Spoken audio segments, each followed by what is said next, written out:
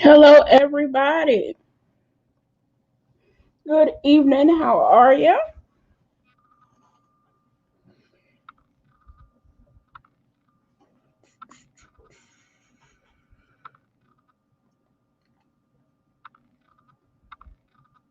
Hello, hello, hello.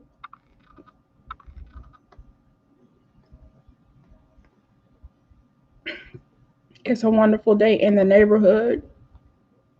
Had some free time, so I thought I would join you all and take some questions.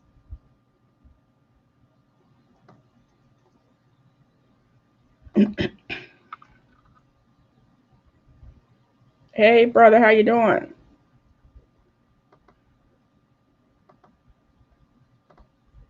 I want my check. Me too.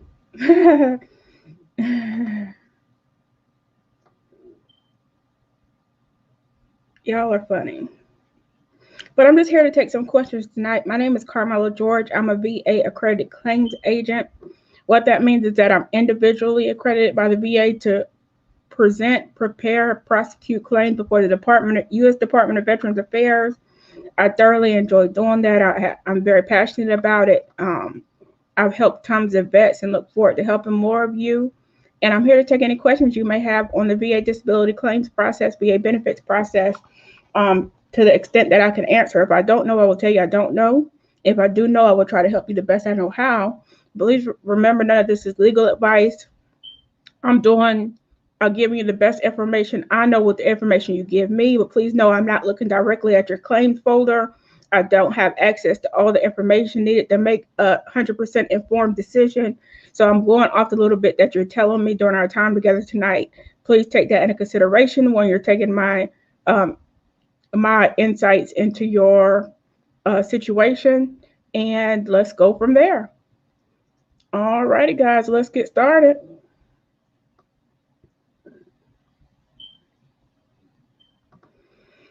Hello, ma'am. Hi. How hard are onset dates to get for back pay? I am assuming that you are asking how hard is it to get an earlier effective date uh, so you can get more back pay. And that all depends on the facts and circumstances and conditions of your case. I can't answer that with a direct answer unless I have a little bit more facts. But generally, if you are due and you can prove that you are due an earlier effective date, then you should be able to get one. Thank you for all of your help. You're welcome. Hello from Japan. Hi, Japan. Glad you're watching.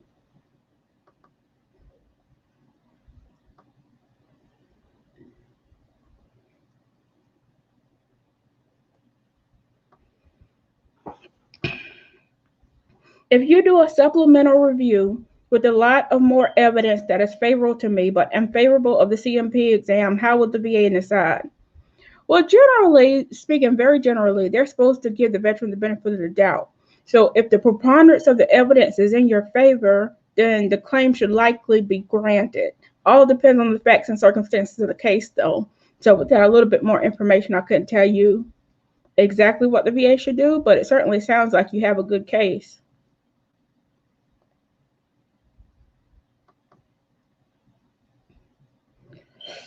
I keep getting denied sleep apnea. Why is it so hard?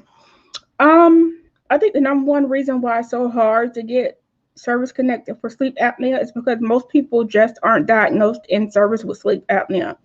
Especially older veterans. They did very little sleep studies back in the 80s, or any sleep studies that I know of. I believe sleep apnea came about as a recognized disorder in the 90s.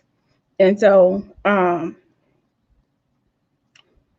I think that's the number one reason why it's so hard. It's just no diagnosis in service, but there are some things that it can be tied to secondarily, and that's usually the route most veterans take that I know of that aren't diagnosed in service. So that might be an appropriate lane for your case.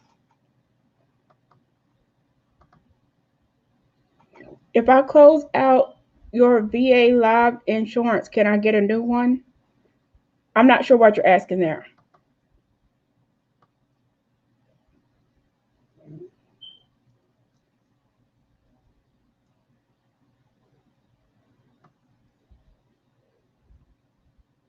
VA denied cases for 100% PTSD because vet is employed by post office.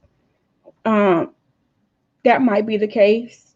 It might be the case that the examiner felt because the veteran is working that they did not rate 100% PTSD, but a lot of the facts are in the discretion of the examiner. And so we really need to look at the facts, see what the examiner marked on the exam, and take it from there. I have no decent VSO in my area. Where can I go to get someone to help me on my claim? I would suggest you looking at your county services and see if they have somebody that can assist you. I don't know what state you're in, what area you're in, but there has to be somebody that can assist you with your claim. It might be that you need to look up a claims agent in your area, or outside of your area. Really, agents and attorneys can practice from anywhere because it's federal law, and get some help with your claim. But whatever you do, if you need help, get it. Don't stop looking until you find it. For a higher level review, can they drop your percentage or just check for mistakes? A higher level review is honestly a de novo review, which means they take a look at the record with a fresh perspective of fresh eyes, and they look at the whole record. So if they were to find a clear and unmistakable error in your case, yes, it could be lowered, but the chances of that are very, very low. Hello from Guam. Hi, my friends in Guam. Question: do the raters work on the weekend? Is checking e-benefits then just a waste of time? Thank you. I generally find, and this is just general from my perspective, that you will, if your rater is working on the weekend, you will see either some updates Saturday morning or some updates Sunday evening. But when I check my system, I usually don't see anything in between. So either Saturday morning or Sunday evening. On the weekdays, I usually check about 11:30 in the morning. I check all the time, but generally I see updates about 11:30, 2:30, 3:30 in the afternoon.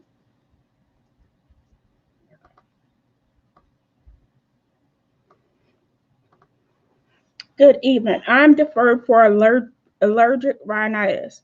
How long does that take, and what are they looking for? It depends on the particular facts and circumstances of your case, what they're looking for. They should have told you in your decision letter. It wasn't deferred for a medical opinion, for an exam, for federal records, for more evidence.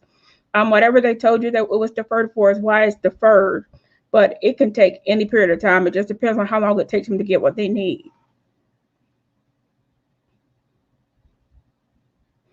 Got a CMP exam on my right knee Monday. Was denied years ago. Exam will be conducted by VES doctor. What should I expect? Mainly range of motion. I like to say it's not what you say, it's what you show. And so you need to show some signs of pain when they're maneuvering your knee, if your knee is in pain. Your body language and everything needs to match up with pain. So the doctor knows that you're in pain, and don't go further, bend your knee further than you can or you would regularly. Let them know where the first point of pain is.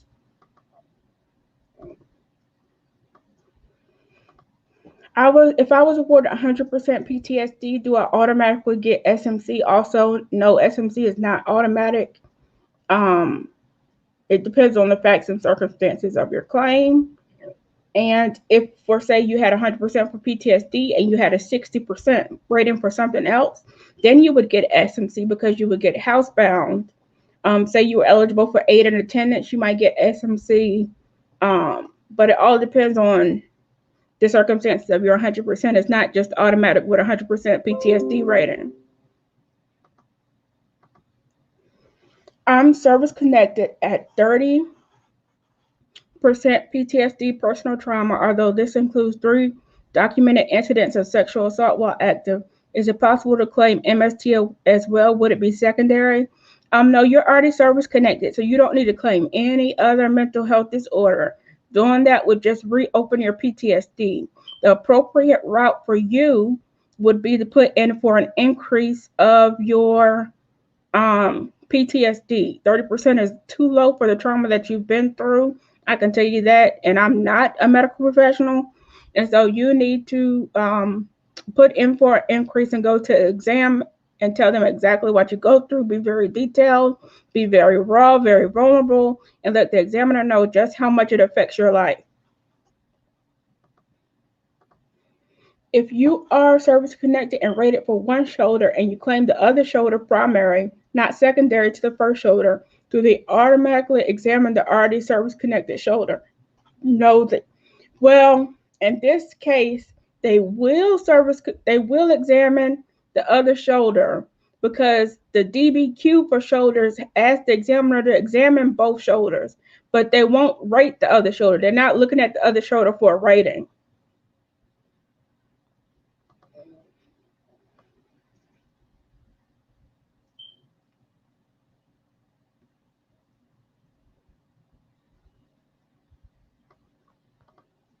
How hard would it be to get your TBI claim if it was rated 10%, but the doctor you're seeing now says you should have had 70% or more because it was so severe? What should I do to get it back paid to the original date that made the first percentage? There's likely no way to get it back paid to the original date of the first percentage if they rated you 10% and you did not appeal it at that time. What I would do if it's another doctor telling me that your TBI is so severe that you should be rated 70% is to get that doctor to fill out a DBQ for TBI, make sure they're qualified TBI examiner, a psychiatrist. There's another doctor that I can't think of right now, a neurologist, or actually there's two type of doctors that I can't think of, but there's 4 type of doctors that can do a TBI exam that are qualified. You should make sure that one of those type of doctors, a neurologist, psychiatrist, are the other 2, and get them to fill out a DBQ for you and submit that with the claim for increase. I have a 30% rating for my back right now, but for the past 5 months, my back has gotten worse. I asked my VSO about filing for an increase, but it was advised my rating could be lower. About the average I see for backs is about 40%. If your back has gotten worse, put in for an increase. 60% is usually not that attainable because it requires like bed rest for 6 months prescribed by a doctor. But if you feel you meet the 40% rating level, then I would advise you to, personally, I would put in for an increase, but your VSO has looked at your file, reviewed your file, and has given you the best advice they know how. So just remember that your VSO has reviewed your file, knows you, and I don't. A doctor saw me, but I got denied. I did have the same problem doing BMT when I was civilian, so I don't know why it's non-service connected. I would get new evidence and submit new and relevant evidence and submit a supplemental claim. Is ChampVA worth getting? I like it. I have it. It's good insurance. You just have to pay 25% till you get to $3,000 for the year. And yeah, I mean, it's pretty much premium free insurance. So unless you already have TRICARE, it's definitely worth getting. They also have supplements for ChampVA that pay the other 25% if you pay a monthly fee, and those are pretty good situations too.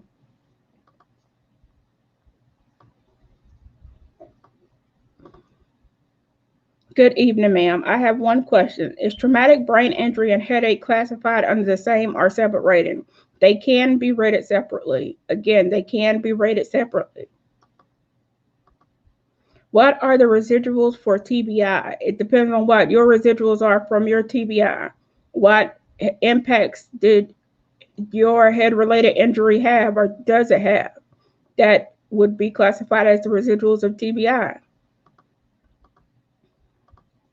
Veterans really need to use their VSO to help them with their claims. Stop using online people. Your VSO gets paid to help you. Let them do their job. Actually, most VSOs don't get paid. They're volunteers. Most.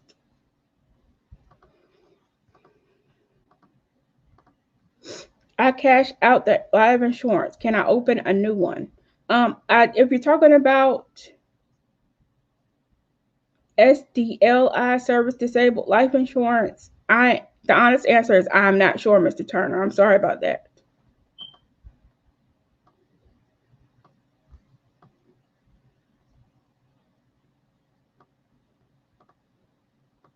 New Jersey, Mr. Junior, there has to be somebody there that's qualified. Keep searching.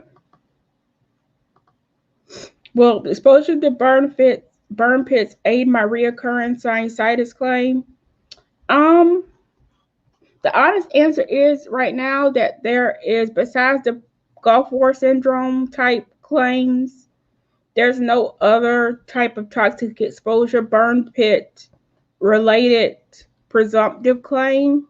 Your exposure to burn pits theoretically should help your sinusitis claim, but practically, I don't think the medical community has embraced that as a cause of or a contributor or the real element of sinusitis yet. So it's really up in the air whether that will aid your claim or not. I made a claim for migraines instead of making it secondary to my PTSD and tinnitus. It was denied. Should I make that secondary to either PTSD or tinnitus since those are service connected already? And what would be the easiest way of connecting this? Yes, I would. You need to fill out a supplemental claim and just say headache secondary to PTSD and tinnitus. Thank you for all you do to assist us. Oh, you're welcome. Just had a lower back CMP last week. The doctor didn't use the machine they're supposed to use, the little angle thing. I don't know how to say it. Or ask any questions on the DBQ. He only asked me when I was injured. Do you recommend I report this or wait until a decision made, then report it? It's surprising the doctor didn't seem to follow the process. I would report it.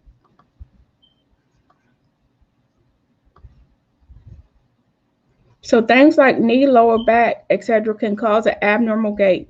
Can an abnormal gait cause those conditions? Yes. If I put in an intent to file and me and my DAV rep put in the disabilities that I wanted to claim, am I still able to upload documents to support my claims after the intent to file date has expired, or will it delay and mess up my claim? Yes, you can still add documents after your intent to file date has expired. It will not delay or mess up your claim. Good evening. Do you have access to VBMS? I have received a decision letter and was just curious about what it says. Yes, I have access to VBMS, but I can only see my veteran clients in VBMS. I can't see everybody. That would probably be a privacy violation. So I can't just look you up. I have to have a POA on you by returning. If I cash out my life insurance, can I open a new policy? I'm not sure, Mr. Turner. Hi, I have two questions. One, if a veteran sleep study done in service diagnosed him insomnia only 8 months after he got out of the military, now he is diagnosed with sleep apnea, will this be very hard to get service connected if he files sleep apnea now? Two, if a veteran doesn't have sleep apnea diagnosis but got issues with a CPAP machine by the VA, will that be sufficient to file a sleep apnea claim? Thanks. The answer to your first question is it should not be very hard. It was within a year of service, and so it should not be a real battle, but it's the VA we're talking about here, so, you know. And if you got issued a CPAP, you had some type of diagnosis. If it wasn't sleep apnea, it was something. So whatever that diagnosis was, go with that.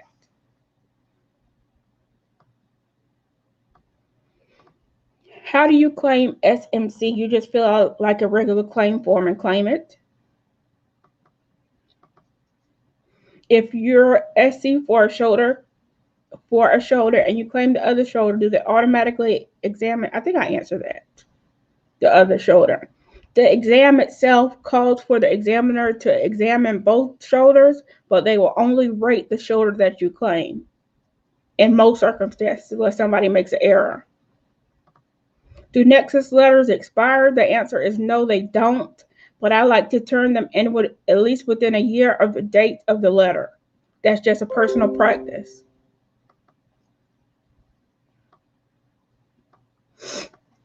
Hello, I was denied for service connection for ankles. I sprained my ankles 5 times on the right and 1 on the left, seen medical each time. The now state's record fails to show that now disability has been diagnosed. Okay, what they're saying is that they saw no currently diagnosed disability. And so the examiner either didn't find that you had an ankle problem or they did not give you an exam. And so what I would do is go to the doctor for your ankles, get a diagnosis, and resubmit a supplemental claim. If I'm 10% for left shin splints and 0% for right shoulder, shouldn't that be a bilateral rating? No, bilateral factor comes in when it's the same joint on each side, or the same limb, body system. You know, it has to be, it can't be shin splints, left, right shoulder. It has to be right shoulder and left shoulder to get a bilateral factor. Good evening. I have cervical radicular pain in service, but it's not in my medical service record. Can you give me information to path to starting a claim? You might want to claim that with the personal statement.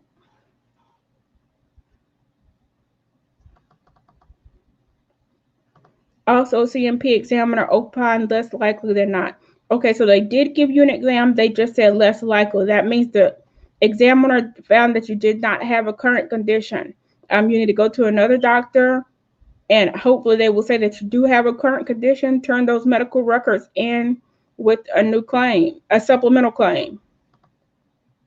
If you have neuropathy in your feet and loss of use of female organ, would that be a SMC of L or L1, L2? Neuropathy in your feet. Have you lost use of your feet? You can have neuropathy and you can still use your feet. If you've lost use of your feet, that would be a SMC. I'm not sure which one. I was actually studying this the other day, about 2 days ago, but I don't have the letters down pat. But I know that SMCK would be the loss of use of female organ. It wouldn't be L or L12.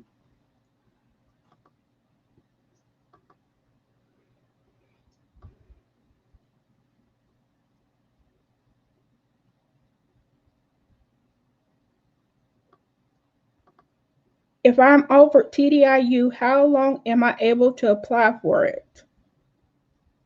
You can apply for it at any time. There's no expiration date on applying for TDIU. If you want it to be backdated to the date of your claim for the original thing that was service connected, you need to apply within a year, I believe, of the date of the letter. When a condition has recently gotten worse, in my case, medication-induced tremors, what do you recommend I do to go through the steps to get it better? Do meds while waiting to build a possible claim if that fails? Thank you for what you do. You always want to go through the steps to get better, but I will file a claim right now while it's worse.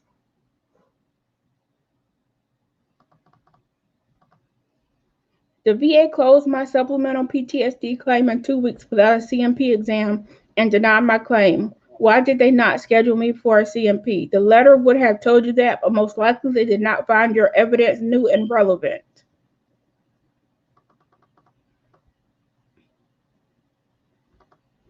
If a doctor gives you a new diagnosis during your exam, DBQ, that you were not rated for previously or claimed, will you be back paid from the date they put the claim in or they submitted, or that you submitted the claim? You should be. How do get Social Security rated 100% unemployability? I am no particular expert in Social Security. I know very little. I actually tried to get started in Social Security disability and it was just not my thing. So I really can't advise on that. I apologize. If I had a Nexus statement to connect flat feet, can I use the same Nexus for a secondary claim to connect degenerative disc disease if the Nexus stated flat feet causes back issues? Yes. Hey, Carmella. Hey. I just went from 30% to 0% for my ulcerative colitis due to my civilian doctor saying my recent colonoscopy, my colonitis is in remission, but the symptoms I'm having is now coming from IBS, which is a non-service connected disability. Can I claim IBS secondary from ulcerative colitis? I believe that you can, but I'm not 100% sure. Finally caught you live. Hope you're having a good weekend. I'm having a fantastic weekend.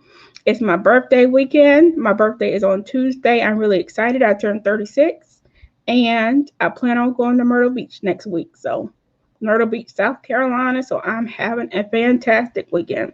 Just trying to get some work done before I depart, but it will be a working vacation, so no worries. I'm in North Carolina. Are you taking on any new clients? I prefer to work with someone in NC to file for increase as I'm 70%, but other things I want to add. I usually don't answer these questions on live just because I'm not here trying to sell myself. I'm overrun with clients. I'm not begging anybody for anything, but yes, I am taking new clients. Just go ahead and get this out the way. You can message me offline for more information about my services, but just remember that while you prefer to work with someone in North Carolina, and any agent or attorney does not have to be near you or with you to work on your claim. I have most 75% of my clients are remote. I have a lot of local clients, but I have a lot of clients away all around the world. So if you prefer to work with me, you prefer to work with me, but just remember that anybody, anywhere can help you.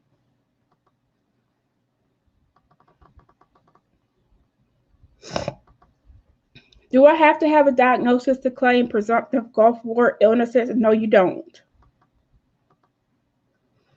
I had my right knee replaced while in the hospital. I had a stroke. I'm 100%. Should I file it on a claim? Possibly. This is very interesting, and I would have to take a look at all the facts of your case, but the answer is possibly.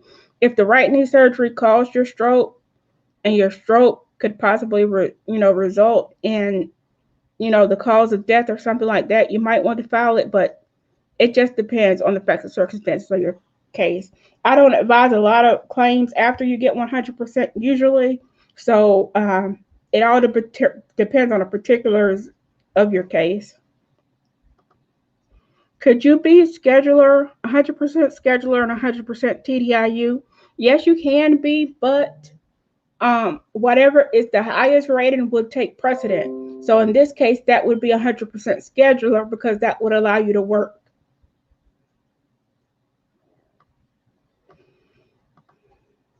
How long does it take after a remand claim return to board? Mine has been saying waiting to be sent to judge. I would give it maybe 6 months. Once given new ratings, do you have to do a new application for those ratings for CRSC?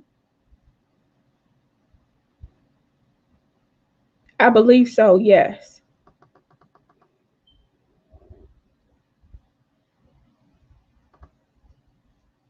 I just answered that.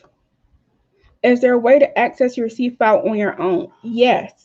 You have to request it from the VA. They have a new form for that called the Freedom of Information Act and Privacy Act request form. You just get that form, fill it out, send it in, and probably 6 months to a year, you'll have your C-file. How long are HLRs taking presently? If you request an informal conference, I'm seeing it take about 4 months for HLR. Hello, good evening. Age 57 here. If I'm rated TMP and receiving IU, what, if any, are the requirements to continue to seek treatment from the VA? There aren't any.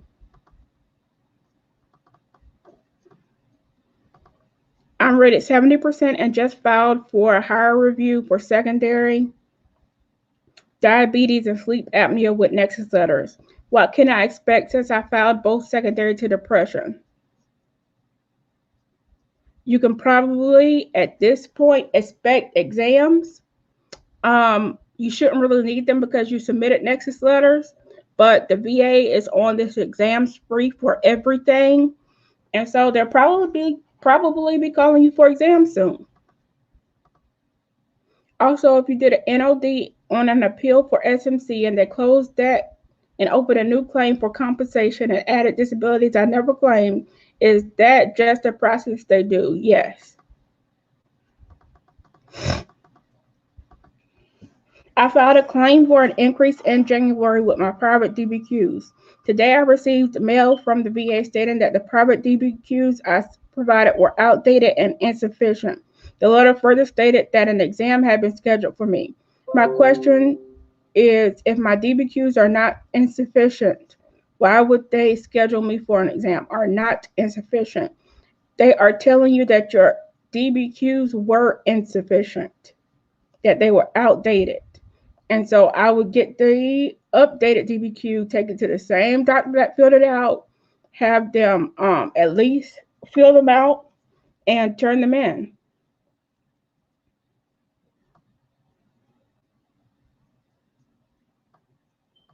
Can vertigo be secondary to migraines? I've seen it. What is a reasonable time to receive a copy of your C-file? They acknowledged my request in November, but I'm still waiting. About 6 months to a year. After the left and right eye considered, are the left eye and right eye considered when determining bilateral factor? This is a good question. I have never actually thought about it, but I do believe so. Can you claim conjunctivitis,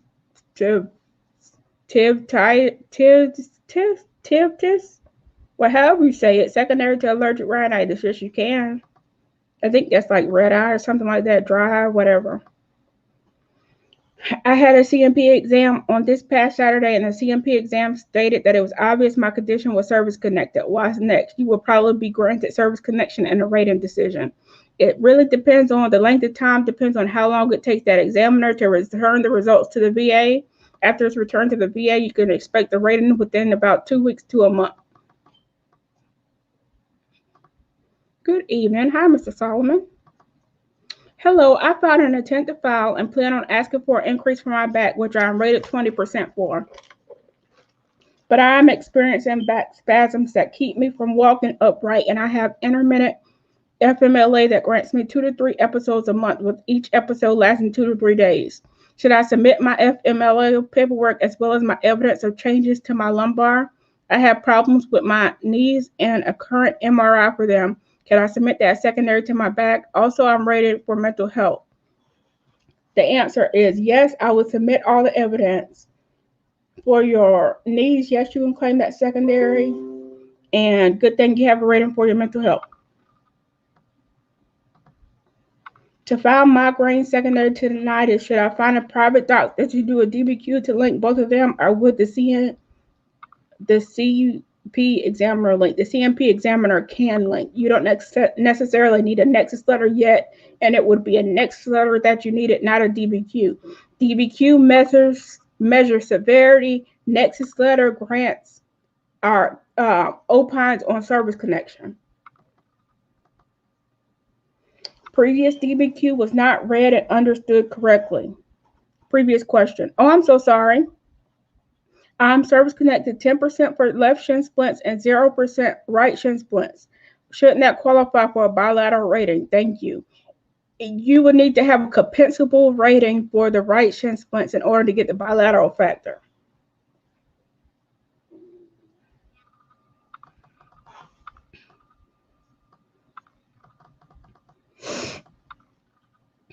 I am 50% migraines, 30% MDD since 2002.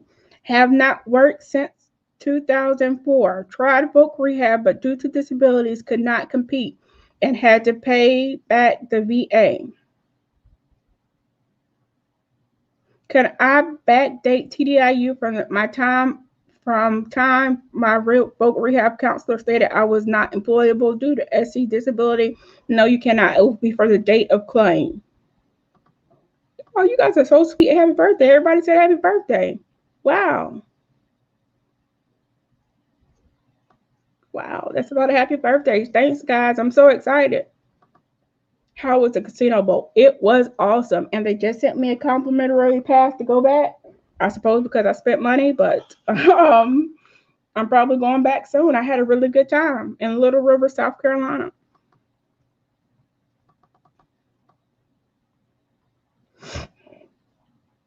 To file migraine secondary to tinnitus, should I seek a private doctor DBQ? Oh, okay. I think I just answered that. There are several DBQs that won't open on the VA website. Do you have any information on the new knee, back, and feet DBQs? I don't, but I will try to open them right now and tell you if it's your computer, or it's not opening for everybody. Give me 1 second here.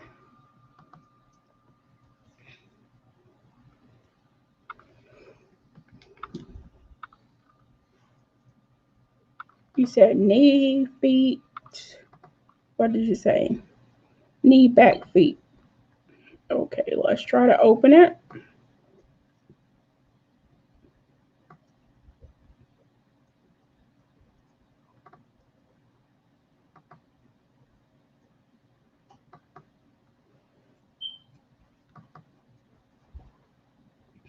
It opened for me. They are opening for me, so you might want to try a different computer. You might want to try a different computer. If you're still having trouble, send me an email, info@veterandisabilityclaims.com, and I will try to send them to you.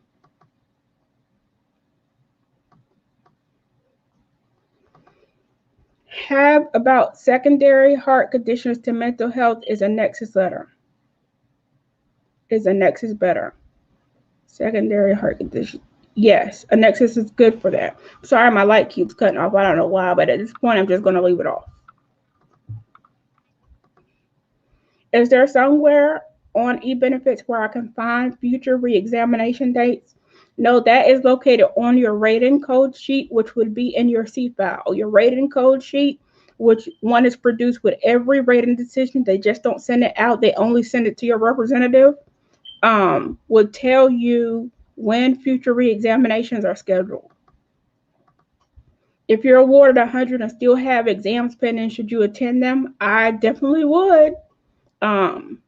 You might get SMC or something, or some other benefit you're not aware of from other exams.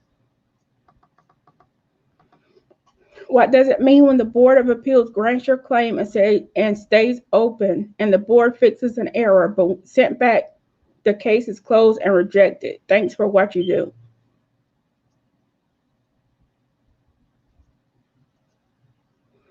It depends on what the board granted.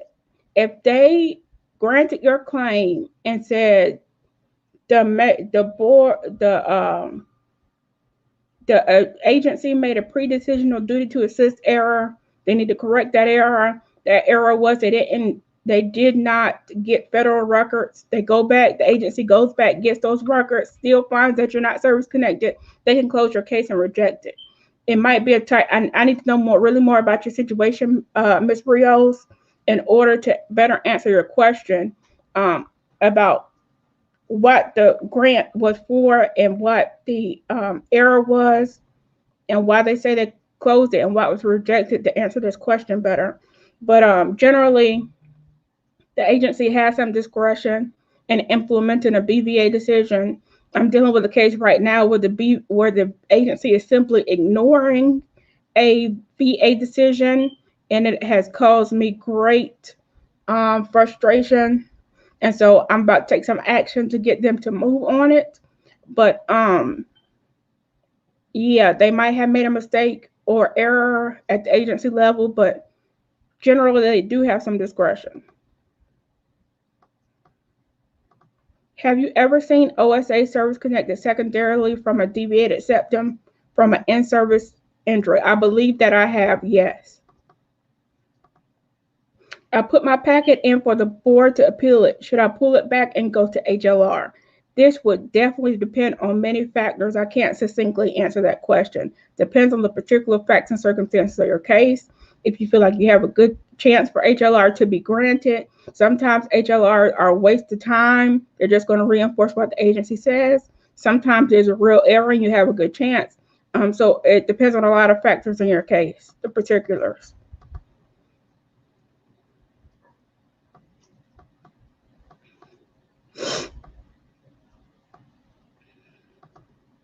Hi, Carmella. Should a personal statement be written for each claim submitted? If so, on a VA form or a Word document?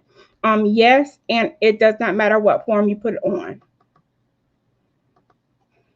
Feel free to reach out to me. I'm a retired Social Security claim specialist. Yes, please reach out to somebody who knows what they're talking about.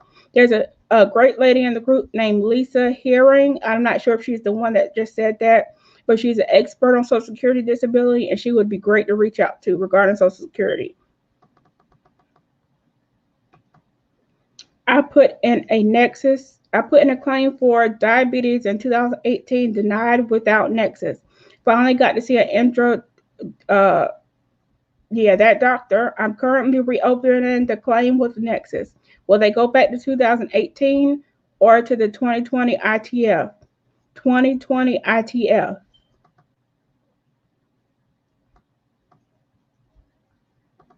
You are so knowledgeable, and this is fantastic. Thank you. Thank you. I really try to keep myself up on all things VBA, Veterans Benefit Administration, and so I'm happy to share my knowledge with you all. I have just been diagnosed with moderate sleep apnea. I have 60% with 50% PTSD and tinnitus. Can you write a Nexus letter secondary to PTSD? I can't write Nexus letters because I'm not a medical professional, but a medical professional can certainly write you a Nexus letter if they feel that's a valid connection. For the benefit of others, as this is a hot topic, I found a sleep study in my active duty records. Didn't remember doing it. It showed apnea. Does this allow us to file direct or secondary now? And enjoy the birthday week. Thank you. You can file it direct. If you were diagnosed with sleep apnea in service, certainly file it direct and file it as soon as possible. If I got 10% allergic rhinitis, would my sinusitis claim be granted? Thanks. It's not automatic, but it can be. HLR, do they just look to see if the process was done correctly, or will they look at all the paperwork? They're going to look at your entire record. I think my question got cut off. So I'm rated for mental health that is static now. Should I submit sleep apnea as secondary to mental health or to my rated back? I would do both. Can IU be removed? Certainly it can. If you go back to work, if you make more than the poverty limit or something like that, it can be removed. Happy birthday. Thank you guys so much. Y'all are so kind. How does Social Security handle a veteran with substance abuse secondary to PTSD? I'm heard that you would be denied Social Security due to substance abuse disorder. From what I understand about Social Security, and I'm no expert at all, you should really ask somebody else, Ms. Martin. But from what I understand, Social Security follows the same path that the VA does in terms of in terms of substance abuse, and is a bar to benefits.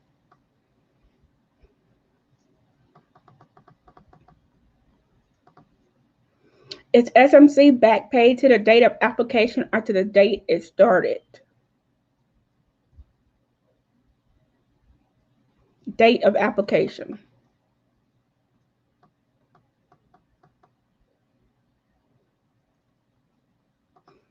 Can I file for a disability that was misdiagnosed but displayed secondary issues? Yes, you can. Can a CMP examiner add more claims because Gulf War veteran? They certainly can. Carmella, can you explain SMC L and 50% and 100% half-step regulations? Give me 1 second here. I was just doing some research on SMC as I want to know more about it to make sure I'm serving my clients adequately. Let me see if I can open that file I was looking at. I just went to a conference, a great conference by NOVA, the National Association of Veteran Advocates, and they were talking a lot about SMC.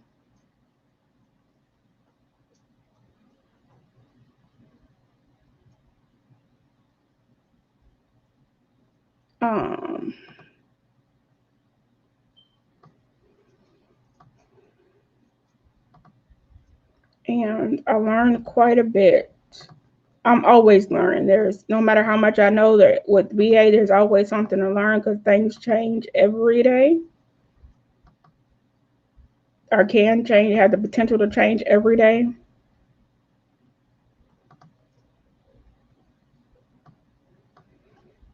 Give me 1 second here. SMC L.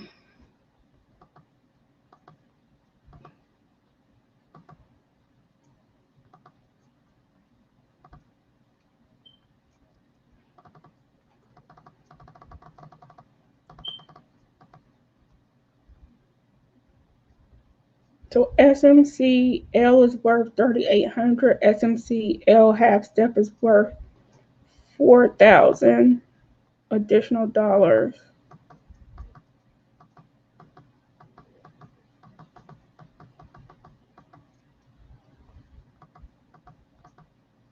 SMC L.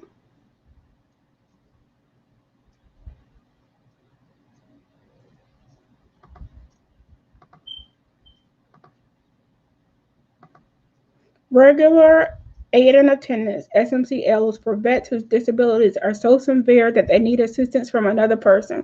Does not have to be provided by a professional. To receive SMC L, vet must have one of the following: anatomical loss or loss of use of both feet, one hand, and one foot. You must have one of the following: loss of use or loss of both feet or one hand and one foot. To receive SMC L, veteran must have one of the following: blindness in both eyes with visual acuity of 5 out of 200 or less, permanently bedridden, regular need for aid and attendance.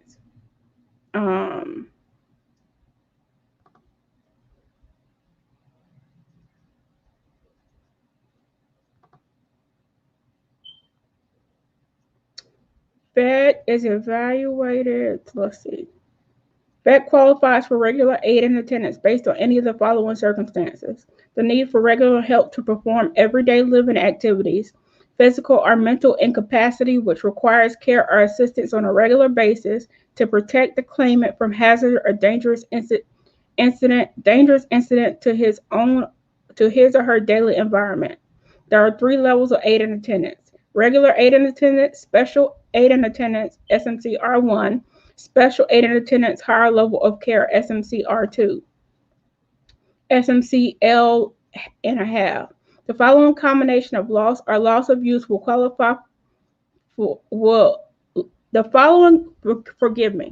following combination of loss or loss of use for the lower and upper extremities and vision loss will entitle a vet to SMC L and 1/2. Loss of use or loss of leg below the knee, loss of use of arm above the elbow, vision 20 out of 200, vision light perception only, plus loss of use of loss of the leg below the knee, plus loss of use of arm above the elbow would qualify.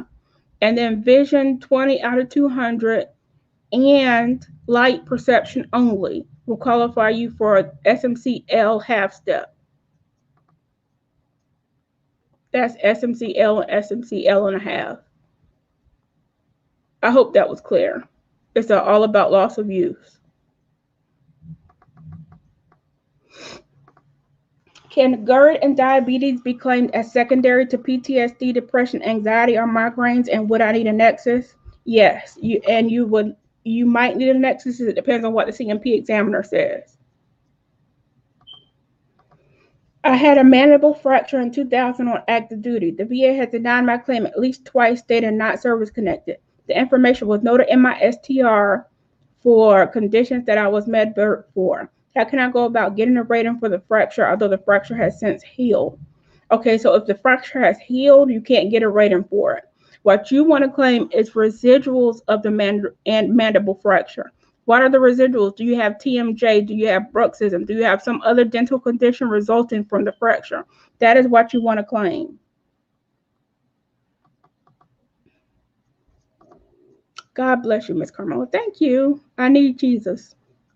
God bless you, Mr. Bark.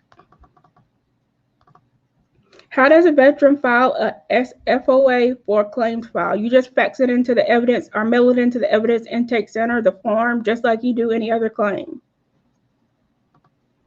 Hi, thanks for all you do. Does clothing allowance reopen claims? I want to apply, but I don't want to poke the bear. No, it does not reopen claims. The clothing allowance is on the Veterans Health Administration side, the prosthetic department, and benefits are on the Veterans Benefit Administration side, so they don't necessarily talk to one another.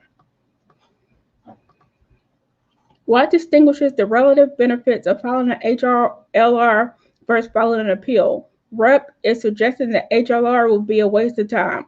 So HLR is for pretty much for a pretty clear error of law or fact, or some other error that the VA made that is pretty clear and obvious. Anything that gets real deep is probably too much for an HLR examiner.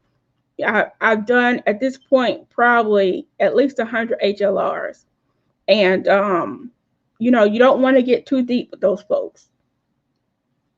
You just want to keep it obvious errors, obvious circumstances that were looked over, records that might have been missed, something like that. It might be a waste of 4 months. When a board appeal will take about a year. If you don't request a hearing, you might be wasting 4 months out of that year by requesting an HLR. So you really need to evaluate whether it's some obvious type of error or facts that were mixed up, or you would just be better off going to the board. What's the best way to get the caregiver paid for assistance for a wife? You might want to claim aid in attendance, or there's a caregiver paid for assistance for a wife, aid in attendance. If I got 10% for allergic rhinitis, would a claim for sinusitis be granted because of the first one approval? Not automatically. When am I getting a new smoke detector battery? Okay, so this has been an issue since last month, probably a couple months now, and I really need a new one. My sister just told me this morning on the phone, or somebody told me on the phone. Oh, one of my attorney friends yesterday told me on the phone that I needed a new smoke detector battery, and I do need one, but I want the new fancy smoke detectors that are like electronic or something. So I need some. I don't want to just get a new battery. I want it switched out to like the Nest thermostat type smoke detector things. So yeah, I need to get on that. I'll have it fixed by the next time I come on with y'all. I had a re-exam and filed a complaint against the examiner due to his behavior in the exam. I never received resolution or a new exam based on my request. 2 weeks, I received a proposal to decrease my flat feet from 50 to 10. This drops my overall rating down from 90 from 100. I had to go to all my appointments and have not improved. I called and told they based the exam on it. What can I do? Request a hearing ASAP. And you might want to put in for increase again. This is totally optional, but putting in for increase again will get you a new exam. That's totally up to you. That's one route to take, but you definitely want to request a hearing, argue that the examiner was completely inappropriate, and thus the exam was biased, and you have not shown sustained improvement, and you should not be lowered. But you need to request a hearing within 30 days of that proposal to reduce.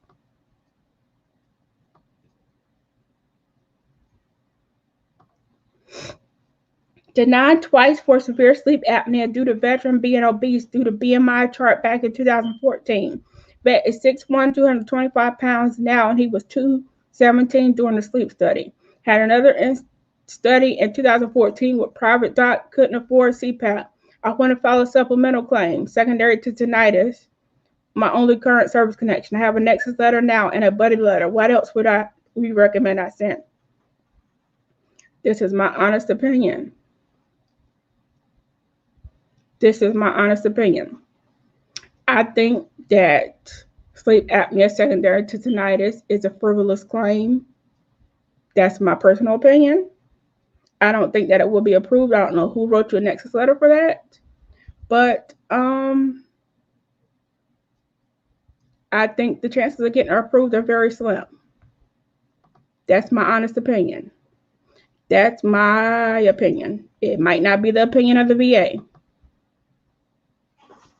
I recently had a review of my records for a claim and found afterwards that I just started getting an SMC payment based on a condition that was rated in 1993.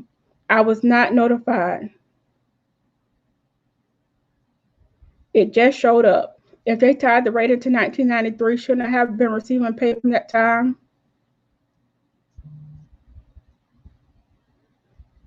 Depends on the facts. Possibly. I honestly would probably get an attorney to look at it.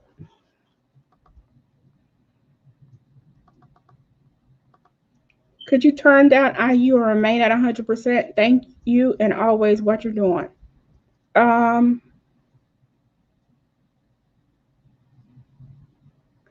So if you're 100% and IU, the 100% takes precedent. So I would not, there's no reason to turn down IU.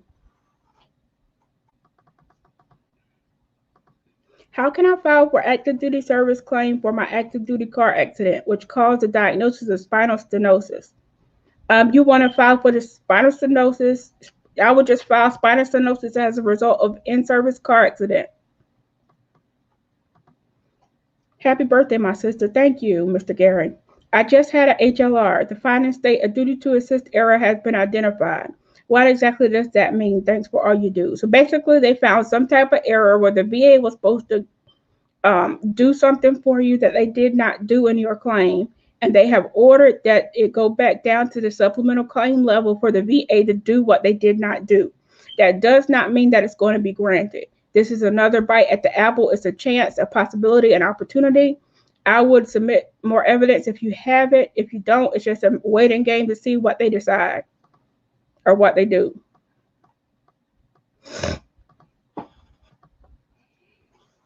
Second question. I was denied. Oh, this is my smoke detector person. Thank you. I was denied for flat feet pronation. My podiatrist said I have a condition called I don't know what that is, which that can give the appearance of pronation. That condition restricts ankle range of motion. I do have one entry in my STRs for limitation of ankle range of motion because of that condition. Is that enough to connect the claim? I believe so. Can you speak about the non-accredited companies that excessively charge veterans? I certainly can. It's a very frustrating situation for somebody who got accredited and worked hard to be accredited and works hard to help veterans and be knowledgeable and available and that type of thing to help veterans. The companies are charging way too much just to sometimes coach you through a claim, which you're not supposed to be doing by law. Okay, getting medical evidence for your claim is one thing. That costs money. Paying somebody to take you through the process who's not accredited, who can't access VBMS, who can't monitor your claim, who can't get you documents, who can only tell when you got paid, apparently is what these companies are doing. Is not I don't think it's the way to go. This is my personal opinion. I like to say that when I'm probably being too harsh, but this is my personal opinion. I had a veteran Monday who wrote me, one of my clients wrote me and told me that a company called Vet Compen sent him a email for a claim that I worked and developed and got him increased for. I didn't get paid from it, just got him an increase. They sent him a letter for a bill, and he terminated their services in January of 2020. How are they sending letters for a bill when they don't even have access, are not supposed to have access to his file because I have it? So they can't have access. So some kind of way they're accessing your information and they're not supposed to. Maybe they have access to your e-benefits or something else, but they're still sending you bills years later when you've terminated their services. That's ridiculous. In my opinion, it's ridiculous. It's fraud. It's everything else. I instructed the veteran to contact his attorney general, contact the BBB, and contact the VA and inform them that this company has done this and it's not on the up and up. That's just one company, and that's just what they're doing. I'm not in any way trying to slander them or talk bad about them, but my opinion of doing something like that is that it doesn't pass the smell test. You know what I mean? If a veteran has terminated your services, you should no longer be billing them. Now, if you happen to hire one of these companies to help you, some veterans don't know left from right when it comes to claims and know that they're not supposed to be hiring, likely not supposed to be hiring these type of companies. And you have a bill, I don't think that you have to pay it by law. I don't think that you have to pay it. But if you hire somebody for a service, you probably want to pay. But I just don't think you should hire them. That's the cut and dry. But I could probably ramble on for an hour about it, but it's getting out of hand with a bunch of companies popping up. And this is the thing. In my opinion, you could make more money if you were accredited. All these coaches for these companies, all this stuff, they're not getting paid what they could be if they were accredited. So it doesn't make sense. The CEO is probably getting paid a lot. But just get accredited. Go through the route that you're supposed to go through so you can legally handle claims, so you can legally get a veteran's information and legally represent him or her and give them all the information they need so you can track and monitor their claim. You get the mail from the VA. You can speak with VA to the VA and people working on the claim with authority, that type of thing. I'm talking to all the companies out there who aren't accredited. Get accredited. It's easy. It's simple. If you know that much about VA, you know enough to pass the test.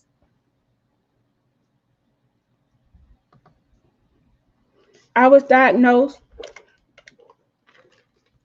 with IBS and did not get approved, but it's at 0%. I have been struggling with this issue more and more as stress increases and age. Can I refile for an increase in percentage? Oh, absolutely, and I would. Should I receive all my care through the VA? Since I receive all my care through the VA, should I use the form that you just tell them where to find or submit the actual notes and diagnostics tests? Also, what is the form number for just the dates and where to find it in your records?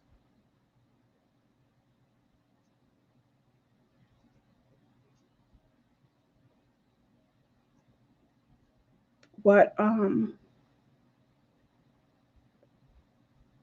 if you receive all your care through the VA, you should be able to find your records on My Healthy Vet, so you wouldn't have to request them. I think that's what you're asking.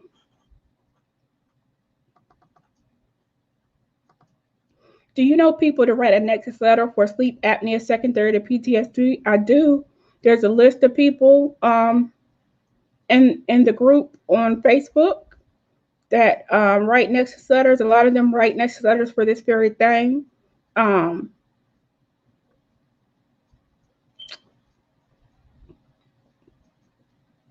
Yeah, I was going to recommend somebody, but I'm not going to do that because there's a lot of people that do it, and I don't want to be,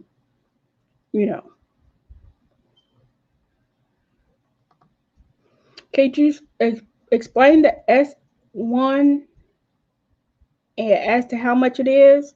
Okay, give me 1 second. SMC S1.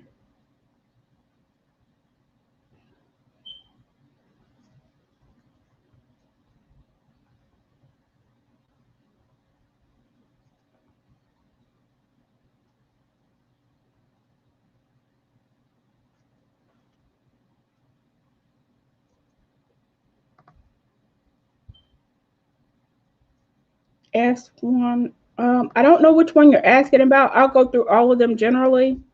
So SMCK is about $110 extra a month over and above the 100% rate. SMCS, okay, that's what you're talking about, is an additional $3,476.65.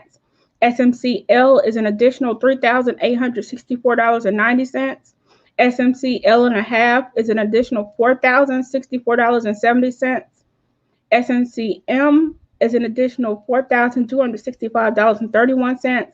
SMC M and a half is additional $4,558.37. SMC, and it just goes up from there. The highest is SMCT, which is an additional $8,889.08.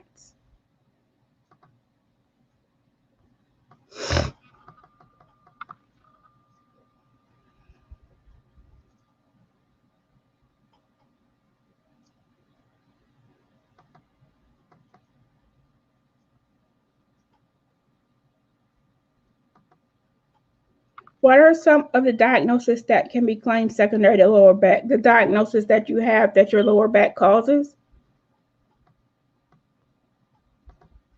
Can you check with VA to see about will be seen, Mr. Anderson? I don't understand that question.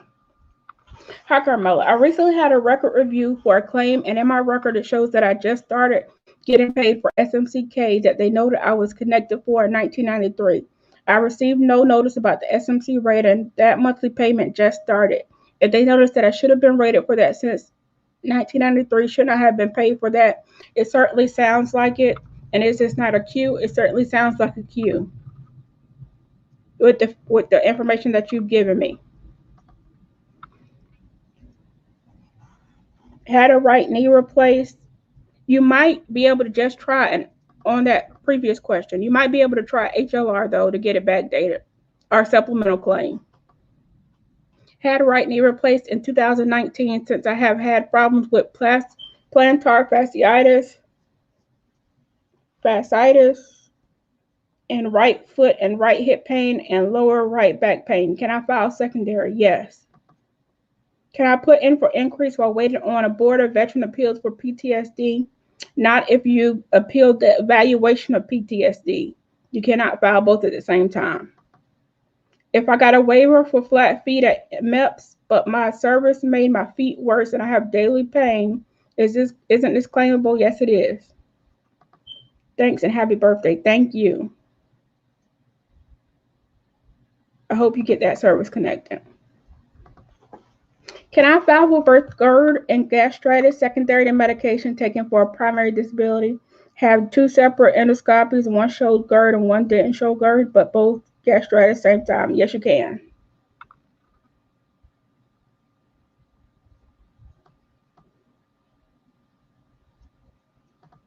A Nexus letter quote was $850 for a doctor just to do that initially. You're asking for somebody who's been through years of training, medical school, residency, that type of thing, and years of experience to write you a letter. And so I personally don't think $850 is too much, especially when you're going to get a monthly check for the rest of your life, possibly increased. And so that's my personal opinion. Might be too much for you, depends on your financial circumstances and the facts and specifics of your case, but that's just my opinion. The lady did my HLR, told me that based on my file and denials that I should file a Q. Oh, the HLR lady told you that? Could the American Legion or DFV do that, or should I get an attorney to do it? Thanks again. Honestly, when it comes to Q, I would likely get an attorney. Yes, they're going to get probably 20%, but you're going to get a Q written up correctly and in detail and a legal brief on your behalf. You're going to get it done right.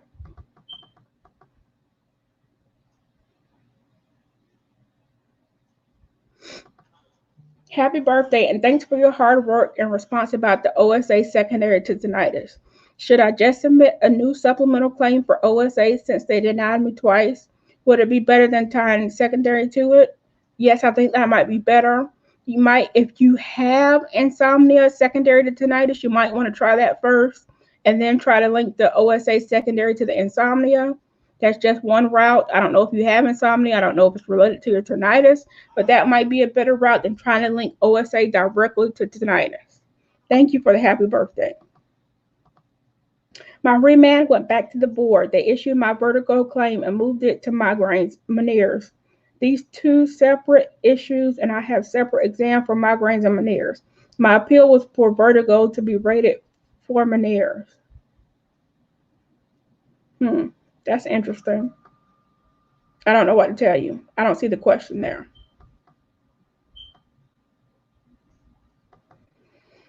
Good evening. I claimed back in 2016 and got denied for everything I claimed for. Also, never went to medical when I was in the military, so it's really hard to prove anything. However, I've been going to the VA for the same things that I've been out and not improving. Can I use my VA record to support my claim? You certainly can. How can I add additional medical records to my electronic claims file, fax or mail them into the VA or direct upload them? I just received compensation for flat feet. I was denied for back and neck pain. Should I appeal and get a Nexus letter to connect back pain to flat feet, or should I just file the back pain as secondary?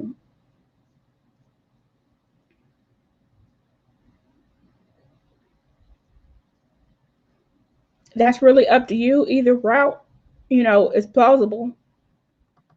Who can legally pull C files and how long should it take? A veteran's accredited representative can pull your C file, or you can file the form to get it yourself. A representative can get it in a matter of days. Getting it yourself can take 6 months to a year. I'm sorry I wasn't clear. I was told that there is a form that you can fill out to direct them where to go in your medical file instead of uploading your medical records to eBenefits since I received my care through the VA.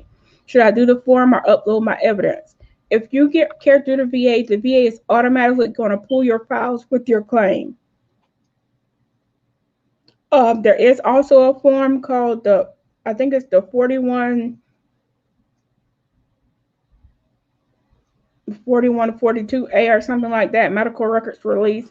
You can do that form, but if your records are through the VA is going to get them. You can count on that. Thank you for all you do. Can you or someone here help me file an intent to file a claim? I have permanent nerve damage in my mouth, although it's never been diagnosed. It is in my record. Would this be on the dental side? It might be.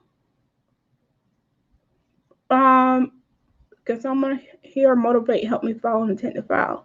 File an intent to file. I really encourage you to do so, very strongly encourage you to do so ASAP.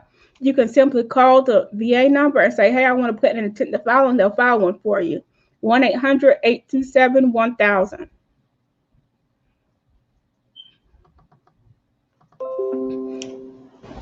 Hey, Ms. Carmella, I was diagnosed with sinuses, rhinitis, which is my TRICARE records, but I noticed it's not in my VA records, but I still have access to my TRICARE because my husband's still active duty.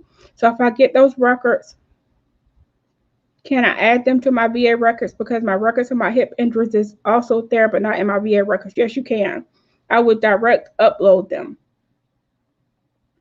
If you don't know how to use direct upload, go to accessva.gov. Access.va.gov. Access.va.gov. Choose the let's see, I'm going right now. I am a veteran option. Access.va.gov, and you will see the direct upload button. You can just submit your records there.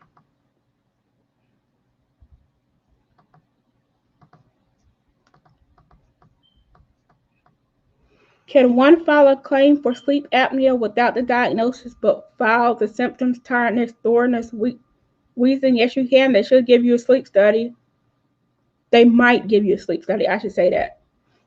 Or you could just file something like hypersomnolence, which is excessive daytime tiredness, sleep disturbances. You don't have to file for sleep apnea if you don't have a diagnosis. File for what you have. The tiredness, snoring, wheezing.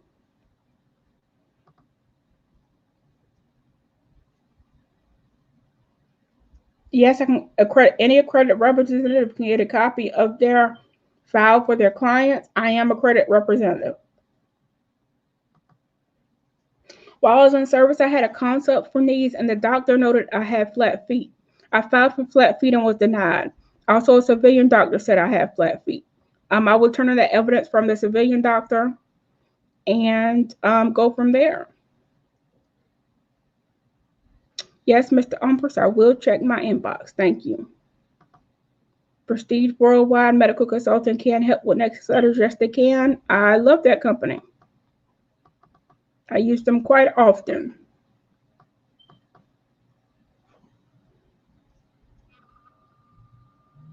Alrighty, guys, that seems to be all the questions I have for this evening. A pleasure to be with you. Thank you for your time. Thank you for your service. I hope that your claims go well. And that you get the help that you need. If I can be of service, just contact me. If I can help you answer a question, contact me. Please note that I get a lot of messages, so it may take me some time to get back to you, but I will get back to you. But the good thing is that's what the group is for. And it's a wonderful community of veterans and attorneys, medical professionals, all types of people that want to help you win your claim. Please ask the group a question. If you have it, go there first. If you don't get the answer you need, you may want to contact me or somebody else with some knowledge. But go to the group first. Hopefully it's helping you guys, the Facebook group. You guys have a wonderful night and have a wonderful March. I'll be back next month to take some questions. Y'all take care.